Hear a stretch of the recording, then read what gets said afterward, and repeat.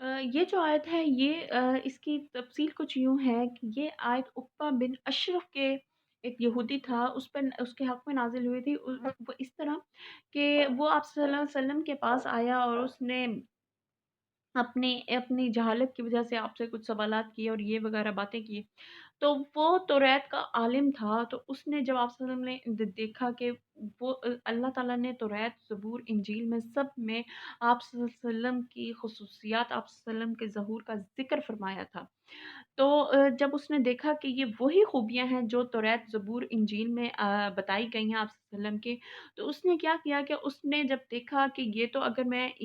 ऐसी खूबियाँ बताऊँगा कि जो कि हक़ में है, जो कि वही साबित हैं, तो उसने क्या किया कि उसने कुछ पैसों के एवज़ हसद में आके उसने कुछ पैसों के बस वो तौरात में वो जो कलिमात थे उनको बदल दिया, उस खूबियों को मिटा दिया और उसमें अल्लाह ताला ने ज़िक्र फ़रमाया है ख़ास तौर पे कि उन्होंने कुछ पैसों के एवज़ उन्होंने इस जो किताब थी तौरात को बल्कि वो तो सच्चा साबित करती थी कि भई तौरात सच्ची है कि अल्लाह ताला ने जो खूबियाँ बयान की थी आप सल्लल्लाहु अलैहि वसल्लम की वो आप सल्लल्लाहु अलैहि वसल्लम में है, तो इसका मतलब तौरात तो सच्ची है। तो इसमें अल्लाह ताला ज़िक्र फ़रमाता है इसमें तो ये जो हमने आप हज़रत मोहम्मद सल्लल्लाहु अलैहि वसल्लम पर नाज़िल की ये किताब तो तौरात को सच्चा साबित करती है। तो तुमने कुछ पैसों के एवज़ से दुनियावी कीमत के लिहाज़ से इसको बदल दिया। इसमें एक ज़िक्र ऐसा भी है कि अगली आयत में भी आएगा तो उसमें ऐसा है कि तौरात और ज़बूर में यहूदी आए उन्होंने देखा आप सल्लम को तो यहूदी जो थे वो उस वक़्त के जो लोग थे अरब के लोग थे वो अनपढ़ थे, जाहिल थे। और जब आपने देखा होगा पुराने ज़माने में जब अनपढ़ लोगों के दरमियान पढ़ा लिखा लोग हो तो कैसे एक हंगामी सी पैदा हो जाती है और लोग उसके आगे पीछे होते हैं। तो उस वक़्त जो अरब के लोग थे वो उलमा के पीछे जो भी पढ़ा लिखा था उसकी बड़ी इज़्ज़त करते थे। तो जो तौरात और इंजील के जो उलमा थे, उनसे जाके वो पूछते थे कि भई मोहम्मद ये कह रहा है कि ये ऐसी ख़ुसूसियत और ऐसा ज़िक्र अल्लाह ताला ने फ़रमाया पुरानी किताबों में, तो वो आगे से मुकर जाते थे और कहते थे नहीं भी ऐसा कोई ज़िक्र नहीं है। तो जिसकी वजह से अगर वो कहते कि ऐसा ज़िक्र है तो वो पहचान लेते आप सल्लम को और आप सल्लम पर ईमान लाते। लेकिन उन्होंने इस ज़िक्र को छुपाया और छुपाने से इस पे अल्लाह ताला ने मुख़ातिब किया कि वो तुमने किस लिए छुपाया कि तुम इस मतलब अपनी हसद और कुफ़र की वजह से। तो इस पे अल्लाह ताला ने फ़रमाया और हक़ को बातिल के साथ ना मिला और सच्ची बात को जानबूझ के छुपाया। तो वो जानबूझ के जब लोग उनसे पूछने आते थे, तो वो जानबूझ के छुपाते थे और कहते थे ऐसा तो कोई ज़िक्र ही नहीं है। और जब तौरात सुनाते थे क्योंकि उस वक़्त किताब पे तो नहीं मौजूद होती, वर्क पे जैसे आजकल हमारे पास कुरान मजीद है घर-घर में नहीं। तब उलमा के पास ज़्यादातर होता था, तो वो उनसे पूछते थे और वो उनसे बदली कर देते थे। इसमें इस तरफ इशारा किया गया है और इसमें जो इस आयत में है इसमें अल्लाह ताला मुसलमानों को तलकीन करता है कि आप नमाज़ पढ़ो और ज़कात दिया करो और अल्लाह के आगे झुकने वाले बनो और सब्र की तलकीन की है। देखिए अल्लाह ताला ने मुसलमानों को हज़रत मोहम्मद सल्लल्लाहु अलैहि वसल्लम को तलकीन की इस हद तक तो हम क्या चीज़ हैं? हम क्यों नहीं कर सकते? और इस नेक्स्ट आयत में है हम यहाँ से स्टार्ट करते हैं बिस्मिल्लाहिर्रहमानिर्रहीम और क्या अक्ल की बात है कि तुम लोगों को नेकी करने को कहते हो और अपने तय फ़रोश की कह देते हो हालांकि तुम किताब खुदा भी पढ़ते हो क्या तुम समझते नहीं हो और सब्र और नमाज से मदद लिया करो बेशक नमाज गिराह है और मगर इन लोगों पर गिराह नहीं जो आजिज़ करने वाले हैं और जो यकीन किए हुए हैं कि वो अपने परवरदिगार से मिलने वाले हैं और इनकी तरफ लौट कर जाने वाले हैं। ए याकूब की औलाद मेरे वो एहसान याद करो जो मैंने तुम पर किए और ये कि मैंने तुमको जहाँ के लोगों पर फ़ज़ीलत बख्शी। सदक़ल्लाहुल अज़ीम। अब इसकी तफ़सील करते हैं, इसकी तफ़सील कुछ ऐसे है जब उलमा जो उस वक़्त के उलमा थे वो सबसे ज़्यादा जो तौरात, ज़बूर, इंजील जो उलमा थे यहूदी और यहूदी थे, तो वो तो इस चीज़ को जानते थे कि उनके पास इल्म था, तो इस पे अल्लाह ताला ने ज़िक्र किया कि तुम्हारे पास तो इल्म था, तुम तो पढ़ते हो, तुम तो रोज़ पढ़ते हो, देखते हो, तो फिर जब अब ज़ाहिर हो गई है वो बात, तो तुम क्यों उसको छुपा रहे हो? हालाँकि तुम किताब पढ़ने वाले हो। तो इसमें एक और बात की तरफ भी इशारा है कि इंसान हम भी किताब पढ़ने वाले हैं। हम भी अल्लाह का कुरान मजीद पढ़ने वाले हैं, लेकिन हम उस पे अमल करने वाले नहीं हैं। तो अगर देखा जाए तो हम भी इस पैरे में आते हैं कि हम भी कुरान पढ़ने वाले हैं, लेकिन हम उस पे अमल करने वाले नहीं हैं। क्यों? तो इससे क्यों हम कुफ़र की तरफ जा रहे हैं? تو اس میں اللہ تعالیٰ نے بحث انہیں مخاطب کیا تھا کہ تم تو کتاب پڑھنے والے ہو، پھر تم کیوں منہ کر رہے ہو۔ اس میں ایک بات کی طرف اشارہ کر دی ہوں کہ یہودیوں نے سب سے بڑا کام یہ کیا تھا، اس میں توریت میں آپ صلی اللہ علیہ وسلم کی خوبصورتی کی، آپ صلی اللہ علیہ وسلم کے اوصاف کا ذکر کیا تھا کہ وہ آیت اس کی ترجمہ تو مجھے نہیں آتا، تفصیل کچھ ایسے ہے کہ اس میں ذکر کیا کہ ایک عربیوں میں ایک محمد پیدا ہوگا جو بہت زیادہ خوبصورت ہوگا، سبحان اللہ، اور وہ بہت خوبصورت ہوگا، نرم مزاج ہوگا، اور پیاری شکل والا، رنگت والا ہوگا، کالی زلفوں والا ہوگا۔ اللہ اکبر، کیا ذکر ہے! تو یہ اس کی تفصیل ہے۔ تو انہوں نے اس کو بدل دیا۔ انہوں نے کیسے بدلا؟ انہوں نے کہا کہ وہ کالا سا لڑکا ہوگا، وہ بدصورت سا ہوگا، بے اخلاق سا ہوگا، نعوذ باللہ، اور عجیب سی ان کی زلفوں کو گندلی سی اور ٹیڑھی میڑھی سی، نعوذ باللہ، اس طرح کی غلیظ سی زلف، مطلب اس طرح کے انہوں نے نعوذ باللہ الفاظ استعمال کیا۔ تو جب وہ لوگ دیکھتے تھے تو وہ تو ان کے الفاظ کے برعکس نکلتا تھا، تو وہ اس طرح آپ پر ایمان نہیں لاتے تھے۔ تو اس پہ اللہ تعالیٰ نے ان کو مخاطب کیا، اور اس میں جیسا کہ اللہ تعالیٰ نے مخاطب کیا کہ صبر کرو اور نماز سے ہدایت حاصل کرو۔ اس میں ایک روایت میں ہے کہ ان گروہ کی طرف اشارہ کیا جنہوں نے اس بات کو تسلیم کیا کہ جو حضرت محمد صلی اللہ علیہ وسلم کہہ رہے ہیں وہ سچ ہے، اور توریت، زبور، انجیل میں یہی اس بات کی تو تلقین کیا۔ لیکن جب انہوں نے دیکھا کہ آپ صلی اللہ علیہ وسلم پر ہدایت نازل ہو رہی ہے اور آپ صلی اللہ علیہ وسلم پھیلتے جا رہے ہیں، تو انہوں نے حسد کرنا شروع کر دیا۔ تو وہ تو مسلمان جو آپ صلی اللہ علیہ وسلم ہے وہ بہت نرم دل کے تھے، تو وہ بہت پریشان، تو اس پہ اللہ تعالیٰ نے حکم دیا کہ آپ صبر اور نماز سے مدد لیا کرو، اور جو اللہ تعالیٰ کی طرف جھکنے والے ہیں اور انہی کی طرف یہ ہدایت پہنچی ہے۔ نیکسٹ آیت میں ہے کہ اللہ تعالیٰ نے اولاد یعقوب کو پھر وہی احسان یاد کرایا جو اللہ تعالیٰ نے ان پر کیے تھے اور ان کو فضیلت دی تھی، اور اللہ تعالیٰ نے نبیوں بنی اسرائیل کی لڑی سے، جب حضرت موسیٰ علیہ السلام کی اسی لڑی سے جب انہوں نے بہت سے انہوں نے پھر آگے ان پر انہوں نے کفر کیے، گناہ کیے، تو اس پہ اللہ تعالیٰ انہوں نے توبہ کی، جب حضرت موسیٰ علیہ السلام نے ان کے لیے دعا کی تو اللہ تعالیٰ نے انہی کی لڑی سے جو انہوں نے کفر کیا تھا اس کا کفارہ ادا کیا، اور انہی کی لڑی سے انبیاء کو پیدا کیا گیا۔ ایک روایت میں ہے کہ 1000 انبیاء کو پیدا کیا گیا، تو اس سے اللہ تعالیٰ نے ان کو وہ احسان یاد دلایا کہ تم کو سارے جہان میں سب سے زیادہ فضیلت دی گئی تھی، کہ کیوں؟ کیونکہ تمہاری نسل میں انبیاء کی لڑی آ رہی تھی۔ نیکسٹ آیت ہے،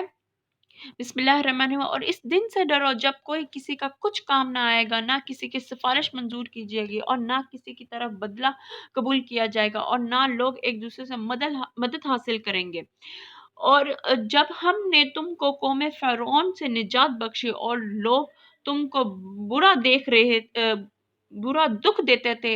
تمہارے بیٹوں کو قتل کرتے تھے، تمہاری بیٹیوں کو زندہ رکھتے تھے، اور اس میں تمہارے پروردگار کی طرف سے بڑی سخت آزمائش تھی، اور جب ہم نے تمہارے لیے دریا کو پھاڑ دیا اور تم کو نجات دی اور فرعون کو قوم کو غرق کر دیا، اور تم دیکھ ہی رہے تھے، اور جب ہم نے موسیٰ سے 40 راتوں کا وعدہ کیا تو تم نے ان کے پیچھے بچھڑے کو معبود مقرر کر دیا اور تم ظلم کر رہے تھے۔ صدق اللہ العظیم۔ اب اس کی تفصیل کچھ یوں ہے، اس میں اللہ تعالیٰ قیامت کا ذکر کرتا ہے کہ اللہ تعالیٰ سے ڈرو اور جس دن کوئی سفارش، کوئی مدد کام نہیں آئے گی۔ اس آیت میں، نیکسٹ آیت میں، جیسے کہ میں نے پہلے بتایا تھا کہ وہ کیا کرتے تھے، تو فرعون نے حکم دیا کہ لڑکوں کو قتل کر دو اور لڑکیوں کو زندہ رہنے دو، تو کتنے سال یہی کام چلتا رہا، تو جس کی وجہ سے یہ کتنا بڑا ظلم تھا کہ ان کی اولاد جو تھی وہ پیدا ہونے سے پہلے ہی قتل کر دی جاتی، حمل تک گرا دیے جاتے تھے، اور جو اگر لڑکا پیدا ہوتا تھا تو اسے قتل کر، لڑکی پیدا ہوتی تو زندہ رہنے دیتا تھا۔ تو اس میں یہ بہت سخت آزمائش تھی، اللہ تعالیٰ نے اس میں ان کو یاد دہانی چاہیے کہ لوگوں اس وقت کو یاد کرو۔ اور پھر جب فرعون حضرت موسیٰ علیہ السلام کی قوم کو اللہ تعالیٰ نے دریا کے پاس جب پہنچے تو انہوں نے اللہ تعالیٰ سے دعا کی، تو اللہ تعالیٰ نے دریا کو پھاڑ دیا اور درمیان میں خشک رستہ بن گیا۔ جب وہ موسیٰ علیہ السلام کی قوم گزر کی تو فرعونیوں کو ان کی آنکھوں کے سامنے غرق کر دیا گیا۔ اس بات کی طرف معذرت کرتی ہوں کہ مجھ سے علیہ السلام نکل گیا، بہت معذرت۔ تو حضرت موسیٰ علیہ السلام کی قوم کے سامنے فرعونیوں کو قتل کر دیا گیا، مطلب وہ غرق کر دیے گئے۔ تو اس میں اس بات کی طرف اشارہ کیا کہ یہ کتنا بڑا احسان تھا، کتنا ظلم کرتے تھے تم پر۔ اور پھر اس کے بعد جب موسیٰ علیہ السلام جب نجات مل گئی اور ان کی قوم کو جب وہ لے کے چلے گیا گئے، تو پھر انہوں نے 40 دنوں کا وعدہ کیا کہ 40 دنوں میں ہمیں تو ریت، اللہ تعالیٰ نے وعدہ کیا تو ریت نازل ہوں گے، تو وہ کوہ طور پر لے کے گئے کچھ لوگوں کو اپنے ساتھ۔ اور ان کے پیچھے سے کچھ واقعہ یہ ہے، ان کے پیچھے سے جو لوگ تھے انہوں نے کیا کیا کہ فرعون کا فرعون جب مطلب نست و نابود ہو گیا، پھر اللہ تعالیٰ نے ان کے سامنے انہیں نست و نابود کیا فرعون کو، تو پھر یہ لوگ بچڑے میں کیسے بڑھ گئے؟ اس میں روایت میں یہ آتا ہے کہ یہ لوگ جہاں پہ جا کے بسے تھے وہاں پہ لوگ بتوں کی پوجا کرتے تھے۔ جب حضرت موسیٰ علیہ السلام چلے گئے کوہ طور پر، تو انہوں نے پیچھے سے حضرت ہارون علیہ السلام کو مقرر فرمایا، اور جب حضرت ہارون علیہ السلام کو مقرر فرمایا تو وہ کیا کرنے لگے، ایک سامری تھا جو حضرت موسیٰ علیہ السلام کی قوم کا تھا، اس نے بچڑا کیسے بنایا؟ اس کا کچھ واقعہ یوں ہے کہ جب حضرت موسیٰ علیہ السلام کو حضرت جبرائیل نے آ کے حکم دیا کہ آپ بھاگیں، آپ اس دریا کو خشک کر دیا کہ آپ یہاں سے چلیں، تو وہ ایک گھوڑے پر سوار تھا اور وہ پیچھے پیچھے جا رہا تھا قوم کو لے کر، حضرت موسیٰ علیہ السلام اور قوم جا رہی تھے اور وہ جا رہا تھا پیچھے۔ تو سامری دیکھے، وہ جو انسان ہوتا ہے کہ ایک اگر نیک بندے کے ساتھ مل جائے تو کیا دریا بھی پار ہو جاتا ہے، لیکن اس کے ذہن میں اگر فطور ہو تو وہ فطور رہتا ہی رہتا ہے۔ سامری تھا، اس نے دیکھا جب حضرت جبریل علیہ السلام چل رہے ہیں، تو جو چلتے تھے، جو مطلب حضرت جبرائیل علیہ السلام تو فرشتہ ہیں اللہ کے مقرر کردہ، جب وہ چلتے تھے گھوڑے پر تھے، جب وہ چلتے تھے، جو گھوڑے کی جب ٹیک بجتی تھی تو اس میں سے ایک روشنی نکلتی تھی اس مٹی سے، اور وہ چمکتی تھی۔ تو اس نے کیا کیا، وہ اس کے پیچھے پیچھے چلتا گیا اور اس مٹی کو اٹھاتا گیا اٹھاتا گیا اٹھاتا گیا اور اکٹھا کرتا گیا اور وہاں پہ پہنچ گیا، مطلب حضرت موسیٰ علیہ السلام کی قوم کے ساتھ۔ تو جب حضرت موسیٰ علیہ السلام کوہ طور پر پہنچ گئے تو اس نے پیچھے سے اس بچڑے کو لے کر اور ایک اور سیڑھی سی لے کر کسی جانور کی اس نے ایک بچڑا پیدا کیا۔ تو جب حضرت موسیٰ علیہ السلام نہیں تھے تو لوگ عبادت، دیکھیں انسان اگر اس سے ایک اور مسئلہ تھا کہ اگر انسان عبادت نہ کرے تو انسان بے بس ہو جاتا ہے، وہ پاگل ہو جاتا ہے، اس کو عبادت کے لیے کچھ نہ کچھ چاہیے۔ تو جب حضرت موسیٰ علیہ السلام چلے گئے تو اس نے پیچھے سے بچڑا بنایا اور اس کو پوجنے لگے۔ جب حضرت موسیٰ علیہ السلام آئے تو انہوں نے دیکھا اور انہوں نے اپنے بھائی سے لڑے اور ان سے کہا تم نے یہ کیا کیا؟ تو انہوں نے کہا حضرت ہارون علیہ السلام اور ان کے ساتھ جو 12 ان کے حواری تھے انہوں نے نہیں پوجا، مطلب وہ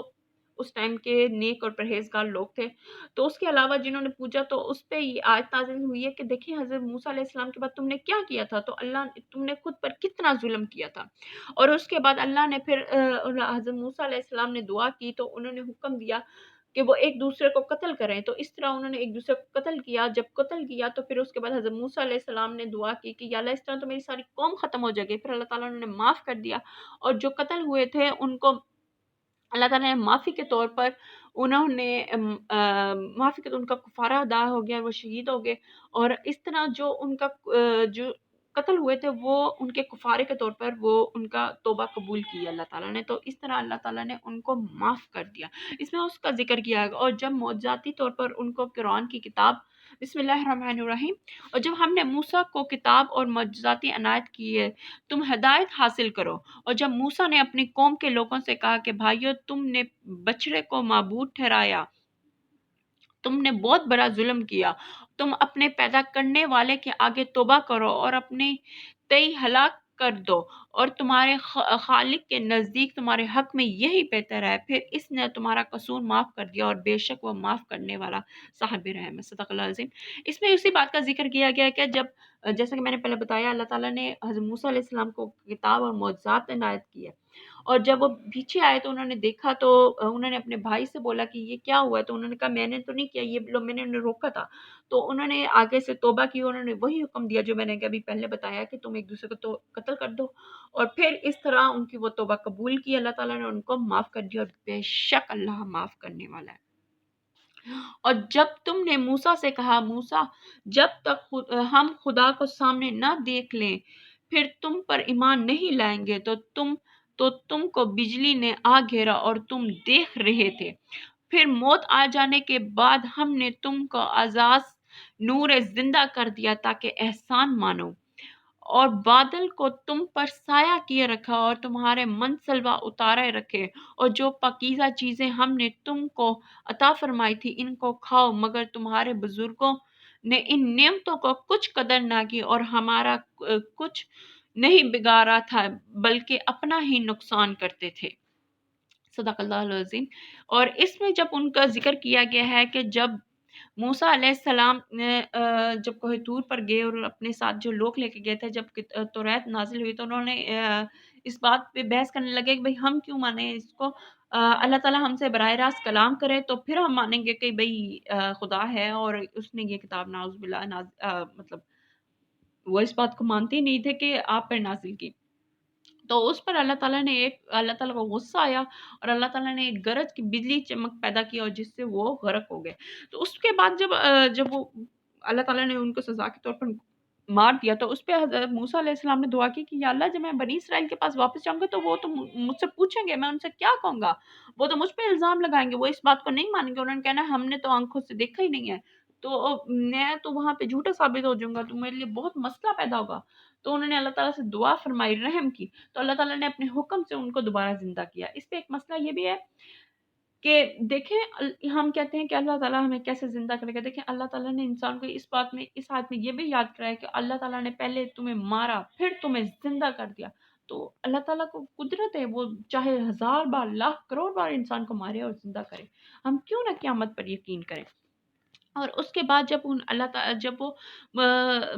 بنی اسرائیل کے لوگ وہ جس جگہ پہ گئے تھے وہ ویران جگہ تھی، تو وہاں پہ سائے کے لیے اللہ تعالیٰ نے کتنے سال، ایک روایت میں آتا ہے 40 سال ان پر بادل سایہ کرتے رہے اور ان پر من سلوا اترتا رہا اور وہ کھاتے رہے۔